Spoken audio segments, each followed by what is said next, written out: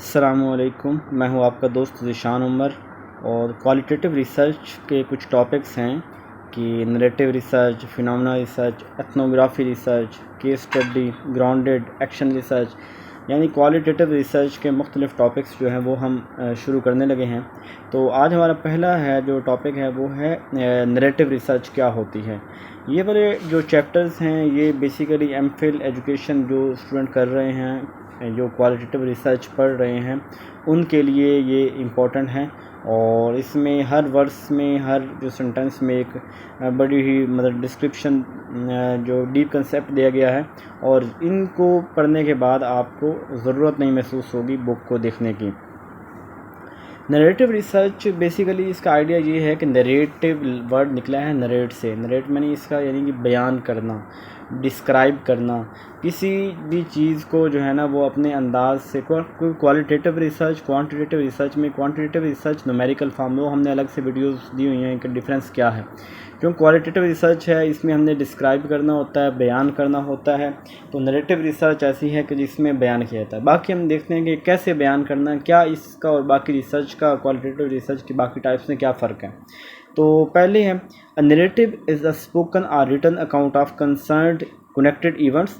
Narrative जो है ये मुख्तलिफ जो इवेंट्स हैं, चाहे वो स्पोकन में हो चाहे रिटन में हो, कनेक्टेड इवेंट्स होते हैं। यानी देखिए, जहाँ पे हम कर रहे होते थे ना, क्वांटिटेटिव रिसर्च की बात कर रहे होते थे, तो हम एक चीज़ को देखते, फिर अगला वेरिएबल, अगला क्वेश्चन आ जाता जिसका शायद पिछले क्वेश्चन के साथ ताल्लुक़ नहीं होता। लेकिन जहाँ एक स्टोरी टेलिंग की तरह, स्टोरी की तरह चीज़ें बयान करनी होती हैं, और हर चीज़ का पिछली चीज़ के साथ प्रॉपर ताल्लुक़ होता है। It's typically tells the story of an individual in the chronology of experience। ये किसी भी इंडिविजुअल की जो स्टोरी है उसको क्रोनोलॉजिकल ऑर्डर यानी टाइम के साथ, जैसे जैसे, यानी अगर 5 जुलाई को ये हुआ, 6 जुलाई को ये हुआ, 7 को ये हुआ, यानी क्रोनोलॉजिकल ऑर्डर में वो जो जो एक्सपीरियंस है किसी इंडिविजुअल को उस तरह बताते हैं। इस set with in a personal, वो पर्सनल भी हो सकते हैं, सोशल भी, हिस्टोरिकल कंटेक्स्ट में भी हो सकते हैं, and including important theme in the live experience, और उसके जो लाइव एक्सपीरियंस हैं वो भी। यानी आप ये कह सकते हैं कि किसी भी इंडिविजुअल फ़र्द के तमाम एक्सपीरियंस, चाहे वो सोशल हैं, चाहे वो पर्सनल हैं, चाहे वो हिस्टोरिकल कंटेक्स्ट में हैं, उन तमाम एक्सपीरियंस को क्रोनोलॉजी शेप में हम जो है वो स्टोरी की सूरत में बयान करते हैं। और narrative research focus on stories, ये स्टोरी के ऊपर फोकस करती है। Spoken or written told by individual about their life. कोई भी जो शख्स है, इंडिविजुअल है, जो अपनी लाइफ की स्टोरी बयान करता है, और चाहे वो रिटन में हो, स्पोकन में हो, उसको हम नरेटिव ऐसे कहते हैं। इसके क्वेश्चन किस तरह के होंगे? इसके क्वेश्चन है what is the story and its meaning as told through this person experience. किसी भी शख्स की स्टोरी और उसका मतलब वो जो अपना एक्सपीरियंस को बयान करता है। The researcher seeks to understand the life experience of the individual और स्मॉल ग्रुप। और जो रिसर्च करने वाला है वो दूसरे शख्स की, जो इंडिविजुअल है, उसके लाइफ एक्सपीरियंस को आज जो उसके स्मॉल ग्रुप, यानी चाहे वो इंडिविजुअल हो चाहे कोई स्मॉल ग्रुप हो, उनके जो स्टोरीज़ हैं वो उसको समझने की कोशिश करता है। Narrative can be any text or discourse. ये नरेटिव जो रिसर्च है ये कोई टेक्स्ट भी हो सकता है, यानी रिटन सूरत में, या गुफ्तगू भी हो। डिस्कोर्स यानी गुफ्तगू भी हो सकती है। It provides accounts of human experiences bye collecting. ये इंसानों के जो एक्सपीरियंसेस हैं उनको बाय कलेक्टिंग, उनको कलेक्ट करना, उनको एनालाइज करना। स्टोरीज अबाउट लाइफ, जिंदगी की जो उनकी स्टोरीज है उनको। The stories are account of events and action chronological. और वो तमाम जो स्टोरीज़ हैं वो क्रोनोलॉजिकल आर्डर कनेक्टेड होती हैं। यानी हमने बड़ी आसान सी बात की कि ये एक स्टोरी टाइप होते हैं किसी भी शख्स की, चाहे वो सोशल, हिस्टोरिकल, पर्सनल, तमाम कंटेक्ट्स में स्टोरी की सूरत में क्रोनोलॉजिकल आर्डर में होती है। इसमें वो चीज़ों को नरेट किया जाता है, और चाहे वो टेक्स्ट भी हो सकता है, डिस्कोर्स भी हो सकता है, स्मॉल ग्रुप भी हो सकता है, इंडिविजुअल भी हो सकता है, और इंसानों के तमाम जो एक्सपीरियंस हैं उनको कलेक्ट करके उनको एनालाइज किया जाता है, और उनके एक्शन को क्रोनोलॉजिकल आर्डर में दिया जाता है। Narrative research evolve from diverse discipline in the humanities. जो ये नरेटिव रिसर्च है ये मुख्तलिफ जो ह्यूमैनिटीज़ के डिसिप्लिन हैं उनसे निकली हैं, और सच एज लिटरेचर में art film as well as from discipline such as psychology and sociology. यानी ये आप ये कह सकते हैं कि ये कहाँ से जो है इसने जन्म लिया कि ये मुख्तलिफ डिसिप्लिन जो ह्यूमैनिटी की हैं, चाहे वो सोशियोलॉजी साइकोलॉजी हो और ये आर्ट की सूरत में लिटरेचर फिल्म, इन सब से ये निकली है। The narrative can be a first person account or a collaboratory constructed narrative. हाँ, यहाँ पे ये बात भी हो सकती है कि जिस बंदे के जो रिसर्चर है, वो जो पार्टिसिपेंट जो जिस बंदे को के ऊपर रिसर्च कर रहा है वो फर्स्ट पर्सन भी हो सकता है, यानी उसी के साथ वो वाली जो आप बीती उसकी भी हो सकती है, और कोलैबोरेटिव कंस्ट्रक्टेड हो सकता है कि वो मुख्तलिफ लोगों ने मिलकर उसको कंस्ट्रक्ट किया हो। नैरेटिव स्टडी यूज डॉक्यूमेंट्स, इसमें डॉक्यूमेंट्स भी यूज़ होते हैं, other source of personal information to illuminate a person life. किसी भी शख्स की मुकम्मल ज़िंदगी की इंफॉर्मेशन हासिल करने के लिए वो जो है उसकी इंफॉर्मेशन वो डॉक्यूमेंट्स की सूरत में भी हो सकती हैं और अदर भी हो सकते हैं। रिटर्न इन स्टोरी फॉर्मेट में लिखी जाती है। The studies attempt to communicate the meaning of an, पूरे जो एक्सपीरियंस है उसका ये मीनिंग बताती है। Recently educational trends in term of promoting teacher self reflection. अभी जो है टीचर्स के जो एजुकेशनल ट्रेंड हैं कि टीचर्स की सेल्फ रिफ्लेक्शन और emphasise on giving teacher voice have been influencing narrative research, और टीचर्स की जो वॉइस है उसको नैरेटिव रिसर्च में, यानी इसका ये कहना चाह रहा है कि educational trend in terms of promoting teacher की जो सेल्फ रिफ्लेक्शन ये है कि एक टीचर जो पढ़ा रहा है और उसके वो चीज़ उसकी ज़ात में भी मौजूद हो, उसकी ज़ात भी उस चीज़ की अक्कासी करती हो, और emphasise on giving teacher voice, और उसकी जो टीचर ने जो बात की है उसका उसके ऊपर कितना असर है और लोगों के ऊपर उसका इन्फ्लुएंस कितना है, ये हमें नैरेटिव रिसर्च बताती है। Narrative research is design to understand the perspective of the storyteller in the context of his her life. ये किसी भी शख्स की जो है ना उसकी जो लाइफ का पर्सपेक्टिव है, जो स्टोरी टेलिंग जो कंटेक्स्ट है उसके बारे में हमें बताती है। और जो ये नैरेटिव एनालिसिस है, ये चंद चीज़ें हम यानी नैरेटिव जो एनालिसिस करेंगे हम चंद चीज़ों को करेंगे। पहले हम ये देखेंगे हु वाज द ऑथर, कि अगर बुक है तो वो ऑथर उसका कौन है। हुज प्रोस्पेक्टिव इज प्रेजेंटेड, किसका प्रोस्पेक्टिव जो है ना वो पेश किया जा रहा है। Weather there is one or more narrative, क्या वहाँ पे एक नरेटिव है या ज़्यादा, यानी एक शख्स स्टोरी सुना रहा है, नरेटिव अपना नरेटिव बयान कर रहा है, तो ज़रूरी नहीं कि उस स्टोरी का सिर्फ एक ही कंटेक्स्ट हो, एक ही मतलब हो सकता है कि उस स्टोरी में एक या एक से ज़्यादा लोग जो हैं, एक से ज़्यादा नरेटिव उसमें हों, 4-5 बातें मुख्तलिफ जो है ना वो अखज़ की जा सकती हों। The scope of narrative one or more episode versus on entire life, हो सकता है कि वो उसकी लाइफ का कोई एक पार्ट हो या पूरी लाइफ भी हो सकती है। The conceptual framework of the research, और उसकी जो लाइफ है उसका पूरा कंसेप्चुअल फ्रेमवर्क वो पूरी लाइफ की जो हिस्ट्री है वो बताएगी। How these characteristic play out help us to identify the narrative analysis as an autobiography, या ऑटोबायोग्राफी हो सकती हैं, बायोग्राफी हो सकती हैं, पर्सनल नरेटिव हो सकता है, लाइफ स्टोरी, लाइफ नरेटिव, टेस्टिमोनियो ये होते हैं, यही जो उसके वर्क होते हैं, जो ऑरल हिस्ट्री, ये सब चीज़ें शामिल हो सकती हैं। एंड ऑटोबायोग्राफी, अच्छा ये कुछ चीज़ें हैं जो पीछे हमने बात की है वहाँ पे, तो वो कह रहा है कि उनके बारे में ये क्या चीज़ें। ऑटोबायोग्राफी वो होती है कि जब कोई शख्स अपनी हिस्ट्री खुद लिख रहा होता है, अपनी जो है ना बात, अपनी जो उसकी लाइफ है उसके एक्सपीरियंसेस खुद लिख रहा होता है, उसे रिटन बाय द इंडिविजुअल खुद। और बायोग्राफी ये होता है कि written record of life experience, जिसमें एक शख्स जो है किसी दूसरे की जो लाइफ के को जो रीड करता है, जो लाइफ के मुताबिक लिखता है, उसे बायोग्राफी कहते हैं। Life history, life story or life narrative is the portrayal of an entire life, किसी भी शख्स की पूरी लाइफ होती है इसमें लाइफ हिस्ट्री में। Whereas a personal experience story focuses on a single episode और मल्टी, और ये उस शख्स की एक सिंगल एपिसोड यानी एक पार्ट भी हो सकता है और पूरी मल्टीपल एपिसोड भी हो सकती हैं।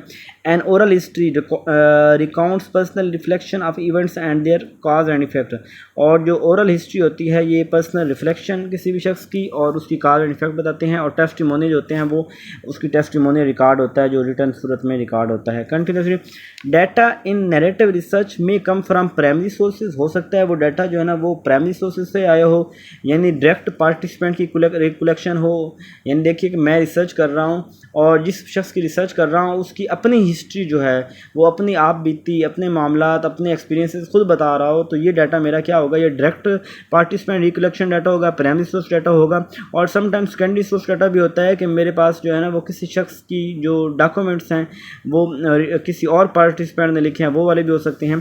तो डाटा में भी, डाटा इसमें किस तरह गैदर किया जाता है, इसमें हमारे पास नैरेटिव रिसर्च में interviews with the individual or family member of close friends. Interviews हो सकते हैं उन किसी फैमिली मेम्बर्स के या उसके क्लोज जो है फ्रेंड्स के हो सकते हैं। और इसके अलावा रिटर्न रिकॉर्ड भी हो सकता है, सच ऑफ डायरीज उसकी, उस शख्स की जिसके मतलब रिसर्च कर रहे हैं, journals, blog, letters, created artefacts मतलब ये कि फैक्ट्स जो होते हैं, और ईमेल एक्सचेंज, मेमोज, ये डायरी वगैरह, photograph, memory books, audio recording, story writing, other personal family social artefacts, जो मुख्तलिफ चीज़ें हैं। और narrative research has been claim to be the best qualitative approach. ये बेस्ट रिसर्च बोली जाती है for capturing detail stories of life experience. यानी ये इस लिहाज से ये बेस्ट रिसर्च मानी जाती है कि इसमें एक कोई भी रिसर्च जो हम करें वो एक स्टोरी टेलिंग की सूरत में होती है। ऑफ एदर सिंगल इंडिविजुअल और small group, the researcher gather multiple types.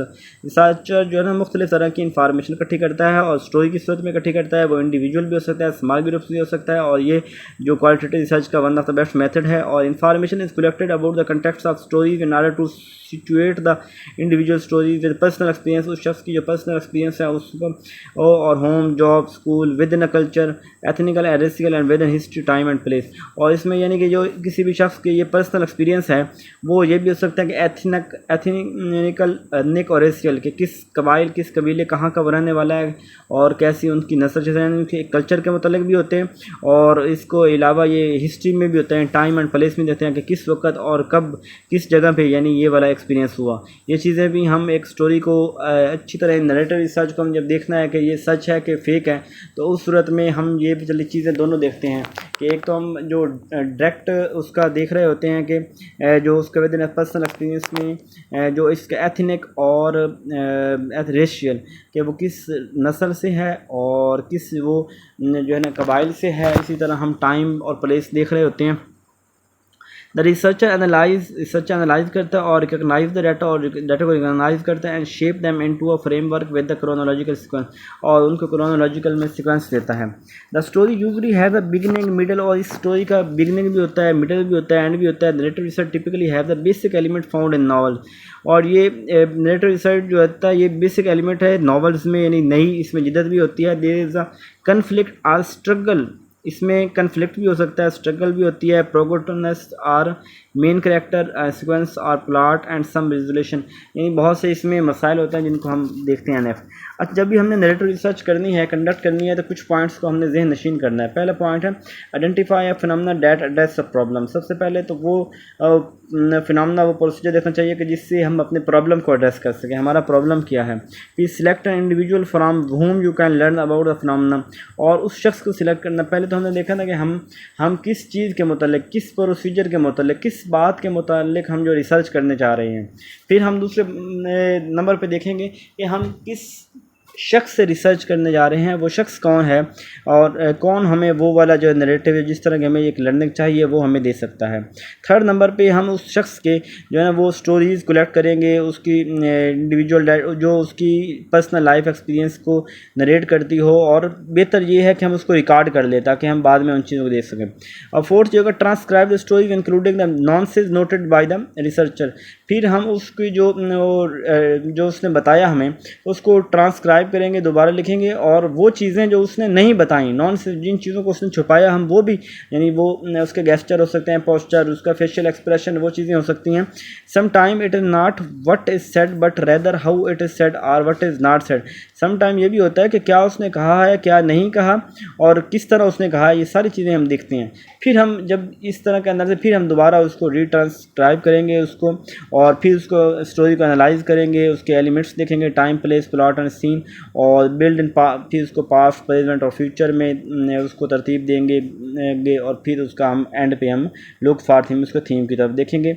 और 9वें नंबर पे फिर हम उसको सारा कुछ करने के बाद री story or retell the story, फिर दोबारा हम restory or retell the story in chronological sequence में, attending the setting, character, action, problem, यानी हर चीज़ को हम क्रोनोलॉजिकल आर्डर में लेके आएंगे कि किस वक्त किस टाइम में क्या हुआ, उसके बाद क्या हुआ, उसके बाद क्या हुआ, ये सारी चीज़ें करेंगे। With the coherent story and the collaboration with the participant about the individual, personal and social experience, और तमाम चीज़ों की आपस में मुमासलत होनी चाहिए हर लिहाज से, उसके सोशल एक्सपीरियंस, उसके पर्सनल, इंडिविजुअल, हर तरह की पार्टिसिपेशन में, और validate the accuracy of the story with the individual, और उस स्टोरी जो है हमारी वैलिड होनी चाहिए जो हम किसी भी इंडिविजुअल की कर रहे हैं। और consider quality of this narrative, जो उसकी क्वालिटी है नरेटिव रिसर्च की, कैसे उसको हम बेहतर कर सकते हैं, क्या हमने देखनी चीज़ें, तो ये देखनी है कि क्या स्टोरी अथेंटिक है, क्योंकि फेक स्टोरी भी तो पॉसिबल है, और इस तरह क्या स्टोरी रियल है, हो सकता है कि वो जो बताने वाला है कि वो इस काबिल भी ना, उसकी इतनी क्रेडिबिलिटी ना हो कि वो सच बात बताएं, हो सकता है कि उसने वो एवं स्टोरी जो है ना कहीं से ले ली हो लेकिन उसकी अपनी ना हो सकता है कि, और ये भी चीज़ देखनी है कि क्या रिसर्चर उसने अगर वो कोई और बंदा है या रिसर्चर खुद है तो क्या उसकी परमिशन है कि वो हम इसको पब्लिश कर सकते हैं, क्या उसकी जो पार्टिसिपेंट वॉइस लाफ्ट, क्या वही जो पार्टिसिपेंट कहना चाहता है वही बात है कि कोई मुख्तलिफ बात है। Does the researcher gain at the expense of the participant, क्या हम रिसर्च इस बुनियाद पे तो नहीं कर रहे कि जो हमने डाटा तो ले लिया लेकिन रिसर्चर हमारा चला गया, यानी पार्टिसिपेंट चला गया, तो क्या इस कीमत पे वो इस तरह होता है कि अगर आपने मतलब उससे क्वेश्चन आंसर किया है किसी रिसर्चर से, पार्टिसिपेंट से, और उसके डाटा को आपने पब्लिक कर दिया लेकिन उसकी इजाज़त नहीं ली, तो नेक्स्ट टाइम वो आपको डाटा नहीं देगा। तो इसलिए कह रहा है कि क्या पार्टिसिपेंट के एक्सपेंस के ऊपर आपने रिसर्च की है, और researcher must also be aware of his or her on narrative, उसको अपने नरेटिव का भी पता होना चाहिए। यानी अब वो उसकी स्टोरी ले रहा है, उस स्टोरी को लेते हुए हमने सब चीज़ें देखी कि हमने स्टोरी को हर हर से चेक करना है, हर कंटेक्स्ट से चेक करना है, वो फेक तो नहीं है, वो बंदे की क्रेडिबिलिटी क्या है, क्या वॉइस लॉस तो नहीं हो रही, क्या रिसर्चर ने परमिशन दी, सारी चीज़ें हम जो है फोकस कर रहे हैं। और लेकिन अगर हम अपने जहन में अंदर हमारे खुद भी कुछ आंसर बनाया हो, मैनिपुलेशन बनाई हो, तो हम तो वो जो ओरिजिनल रिजल्ट हमें मिले हम उसमें गड़बड़ कर देंगे। इसलिए कहता है कि हमें जो अपना नरेटिव है वो अलग से रखना चाहिए, साइड पे कर देना चाहिए। Our own live influence what we hear what we attend, हमारी अपनी जो है ना लाइफ में इन्फ्लुएंस है कि हम खुद क्या सुनते हैं, क्या देखते हैं, क्या रहते हैं, क्या इंटरप्रेट करते हैं, कौन सी चीज़ें हम अच्छी लगती हैं। Our potential to ignore things, हम कितनी चीज़ों को इग्नोर करते हैं। Don't fit our frame of reference और वर्ल्ड वाइड, तो इन चीज़ों को अलग से रखना चाहिए, उसके अंदर जो हमें पसंद है ना पसंद है उसके साथ उसका ताल्लुक नहीं होना चाहिए। The researcher role is to listen, researcher का काम है उसको सुनना, उसको रिपोर्ट करना, उसको इंटरप्रेट करना, but also to recognise his or her role on the research process, और अपने रोल को याद रखना है कि मेरी जो अपनी फाइंडिंग्स जो अपना थॉट है उसको मैंने उसके अंदर शामिल नहीं करना। तो हमने नरेटिव रिसर्च के मुतालिक बात की कि नरेटिव रिसर्च वो होते हैं जो एक स्टोरी की सूरत में बयान की जाती है, वो कोई भी कंटेक्स्ट हो सकता है, किसी पर्सनल लाइफ हो सकती है, सोशल, हिस्टोरिकल, कोई भी प्रोस्पेक्टिव किसी भी शख्स की लाइफ का हो सकता है, और ये स्टोरी की सूरत में होता है। ये एक इंटरेस्टिंग चीज़ है और ये क्वालिटेटिव रिसर्च के बहुत इंपॉर्टेंट चीज़ है। इसमें कुछ चीज़ें हमने मद्देनज़र रखनी है कि एक तो ये फेक नहीं होनी चाहिए, बंदे क्रेडिबिलिटी क्या है, हमने परमिशन ली है कि नहीं ली, हम कोई एक्सपेंस के ऊपर तो नहीं कर रहा है कि वॉइस लाफ्ट तो नहीं, ये भी फिर हमने उसको कौन कौन से, पहले तो हमने देखना है कि हम किस प्रॉब्लम को देखना चाह रहे हैं, किस के ऊपर रिसर्च करना चाह रहे हैं, फिर उसको हम सारा उस बंदे से डाटा लेंगे, फिर उसके रिकॉर्ड करेंगे, उसके पोस्टर, उसकी सारी चीज़ें जो हमने रिकॉर्ड की उसके मुताबिक दोबारा इंटरप्रेट करेंगे, दोबारा स्टोरी को रिकॉल करेंगे। ये सारी चीज़ें हम जो हैं वो प्रोसेस कर रहे होते हैं फिनोमिनल रिसर्च में। होप सो आपको समझ आ गई होगी। अब हम इसके बाद जो अगले है वो फिनोमिनल रिसर्च जो है, फिनोमिनोलॉजिकल रिसर्च, उसके मुतालिक बात करेंगे। अपना ख्याल रखिएगा। जज़ाकल्लाहु खैर।